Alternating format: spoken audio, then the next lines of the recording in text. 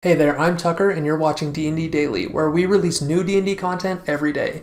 If you're looking for D&D inspiration and information, then you're in the right spot, because today we're going to be talking about the Clay Golem. The Clay Golem is constructed using a manual of Clay Golems, taking 30 days of uninterrupted work and 65,000 gold. This is not done lightly. This golem, like most of the other golems, is fairly straightforward. It goes forward and uses its slam attack on its enemies. The clay golem is immune to acid, poison, and psychic damage, as well as bludgeoning, piercing, and slashing damage from non-magical attacks. It is also immune to the charmed, exhausted, frightened, paralyzed, petrified, and poisoned conditions. This means that this is a big tank. It also has magic resistance, gaining advantage on every saving throw against magical spells, and its attacks are magical. So it is going to bypass a lot of resistances, and it has a lot of resistances of its own. The clay golem also has acid absorption. Anytime it would take acid damage, it instead heals for that same amount. There are two very unique things on the clay golem stat block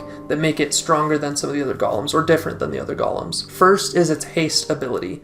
Until the end of its next turn, the golem magically has a +2 bonus to its AC and advantage on dex saving throws, and it can use its bonus action to make a slam attack. So overall, it makes the same amount of slam attacks over 2 turns. It doesn't lose any, it doesn't really gain any. The main bonus is that it has a +2 to AC and it has advantage on dex saving throws. This is going to mean that this golem is going to use that ability whenever it can.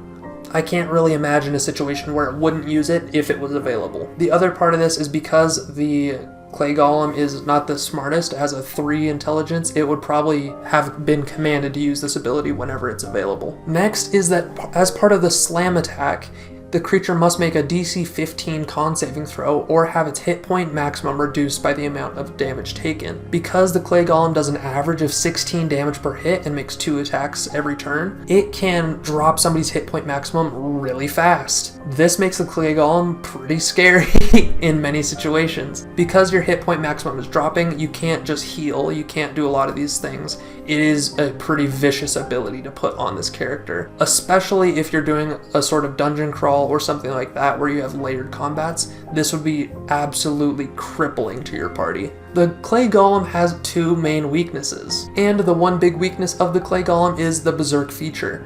Whenever it drops below 60 hit points, it has to roll a d6. On a 6, it is going to go berserk, which means it attacks whatever is closest to it. If there's no creature within its range of its attack and within its movement speed, it will just attack the ground. So if you can get this character below 60 hit points, it is going to be easy to move around it, or it's going to be easy to just finish taking it out from range because it's going berserk. Second is that the clay golem is pretty slow. It only has a movement speed of 20, which is going to make it very easy for a lot of players to move out of its range and just outpace the thing. When I imagine the clay golem, I imagine it being made by an evil aligned druid or any spellcaster, but I would make it a nature spellcaster. I would have them be somebody that's trying to defend an area of land, specifically like a swamp or an area rich in clay. I know a lot of people disagree with me, Sage disagrees on me with this, but in my mind the clay golem represents a nature vibe within the golem category. For that reason, I think I might pass on pairing it with something like a gelatinous cube, which is really good pairing with it because of its acid damage, and instead pair it with a beast that has acid spit or acid skin. So you could do the gelatinous cube stat block. I would just skin it to make it look like a lizard that spits acid to go for more of that nature vibe. You could also do a spellcaster like a druid that uses spells like acid splash or other acid damaging spells, but really I would just do whatever makes a cohesive story for this element that you're putting into your game.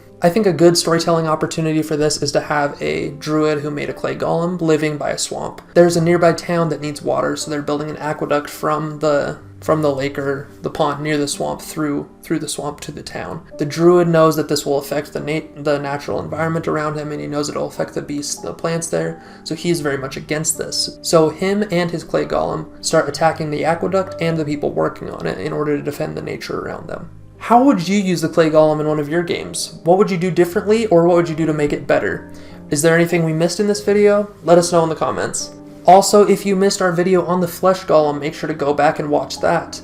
And in the future, we're also going to be releasing a video about stone golems and iron golems. We think golems are super cool, and we hope you do too.